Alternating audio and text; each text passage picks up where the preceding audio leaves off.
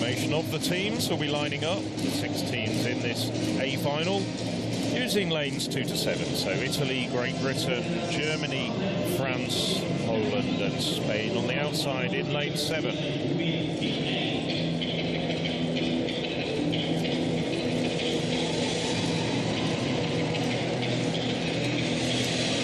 Well, 42-47, the Germans setting that time in Lille 2 years ago. Not beyond the bounds of possibilities. Spain with Maria Isabel Perez on the first leg. Camilla CIBA getting the roars of the crowd as she is introduced to the stadium here. Good numbers in the stadium. I estimate probably about 5,000-6,000 here. Carolle ZAHI hoping to give Spain, I should say France, a good lead after the first leg. This is Jennifer MONTAG, very much a stalwart of German teams over the last few years. Helped Germany to a world under-20 record not so long ago. Great Britain, Northern Ireland.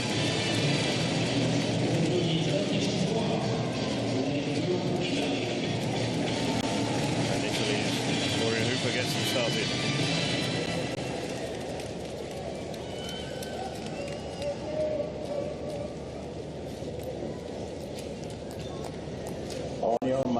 So as they settle into their blocks. From the inside, it's Italy, Great Britain, Northern Ireland, Germany, France, Poland and Spain.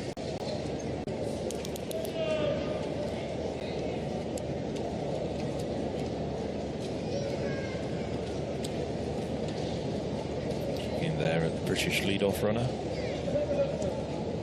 Kristal AWUAH.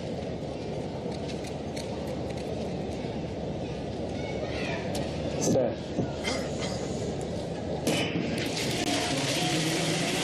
AWUAH away very quickly for Britain. So too it's ZAHI, as you might expect from the individual 100-meter winner. Good changeover between the French from ZAHI to OMBISSA-DZANGUE. And now it's the French storming away. Spain at this stage doing well on the outside, as to the Poles. Germany and Great Britain a little way back. And now the French really storming around with Estelle RAFFAI having a great bend, well known as a 200-meter runner. Well, slightly sloppy changeover between the French. She's allowed Britain to close. Britain's Rachel Miller is doing a fine job, but France are going to come home thanks to Sarah Richard and France 43.10. So a good run from the French. Not quite as quick as their recent 42.93 announcing that they had recently, but 12 points for the French.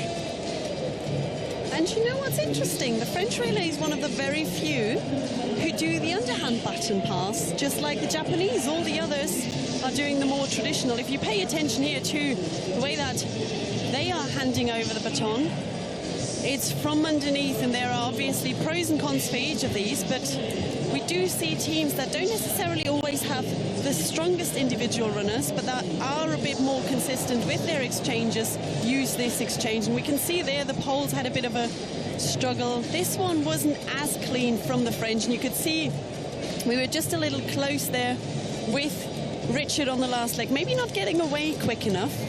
Still holds on very nicely in the end, but it is very interesting. I do think that the men also sometimes do it, not as frequently, but it certainly is interesting to watch. Yes, that terrible second change over by the Poles left Eva Svoboda with just far too much ground to make up, as Poland came home fourth in that particular race. But 12 points for the French, and some pretty good, I mean, yes, it wasn't flawless, but pretty good pattern changing. RAFFAI on the third leg to Richard on the fourth leg really confirmed their supremacy. Rachel Miller, though, good job on the anchor leg. Certainly reduced the deficit by quite a margin between Britain in second place and the French winners. And the Poles left to regret some quite sloppy pattern changing. You were talking about the underhand How would you describe it? The underhand method? I think the underhand pass. Yes. Well, I did notice that second change from the poles was starting out as an overhand pass and ended up being an underhand pass because it all went wrong. Nevertheless, they did get the baton around and looked as though didn't see any flags, although we did see the Czechs disqualified after review.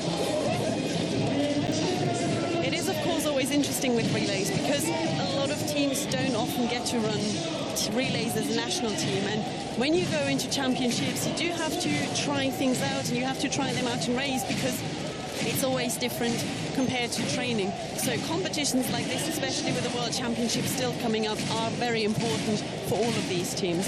And of course Great Britain, Northern Ireland didn't include Jodie Williams, who's looking a very strong prospect for very good points in double figures. So this is the French confirmed as the winners with 43.09, 12 points, and Switzerland, the winners of the B race, 43.11. They come through to take 11 points. It'd be nice to see France and Switzerland go head-to-head. It wasn't to be. Great Britain, Northern Ireland finishing third in the combined standings, 43-46, and they take 10 points. Germany, Spain, well, those were the teams coming home in the A race, but Switzerland had a storming run in the B race. And yes, I think common sense, knowing their history, should have prevailed and they should have been in the first final. But nevertheless, the Swiss take 11 points in their battle to avoid relegation. So now